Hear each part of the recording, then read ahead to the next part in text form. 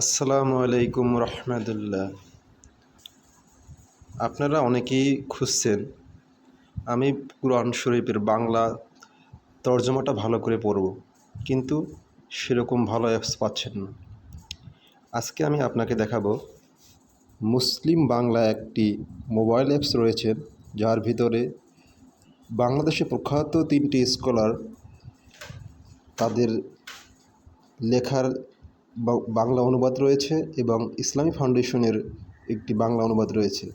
আপনারা প্রথমে প্লে স্টোরে যাবেন, সেখান থেকে মুসলিম বাংলা অ্যাপসটি ডাউনলোড করবেন। আমি আগেই ডাউনলোড করে রেখেছিলাম, আপনাদের দেখাচ্ছি। প্রথমে মুসলিম বাংলা অ্যাপসটি ওপেন করবেন। এখানে তাফসির ব্যতীত অন্যান্য অনেক সুবিধা পেয়ে যাবেন, নামাজের সময়সূচি, তিলাওয়াত, দুয়া, কিতাব, হাদিস ইত্যাদি অনেক কিছু। তো যে বিষয়টি আজকে আপনাকে বলবো, কোরআনের বাংলা অনুবাদটি আমরা আসলে জানতে হবে। বাংলা অনুবাদটি না জানলে আসলে আমাদের কোরআনের ভিতরে যে আল্লাহ তাআলা অনেক কিছু বলেছেন, সেই বিষয়টা আমাদের আসলে যে জানতে হবে। তো প্রথমে আমি এখানে ঢোকার পরে তাফসিরে যাবেন। তাফসিরে ঢোকার পরে এখানে সূরা, পারা, বুকমার্ক বিষয়ভিত্তিক অনেক আলোচনা রয়েছে। এক্সাম্পল হিসাবে আপনি সূরা ফাতিহা ওপেন করলেন। সূরা ফাতিহা ওপেন করার পরে এখানে দেখবেন যে এই যে আলহামদুলিল্লাহি রাব্বিল আলামিন, এটা মুফতি তাকি উসমানী উস্তাদের লেখা আছে, মাওলানা মহিউদ্দিন খান এবং ইসলামী ফাউন্ডেশনের। আপনি সবগুলো পড়ার দরকার না। সবগুলো আপনার পড়ার দরকার নেই।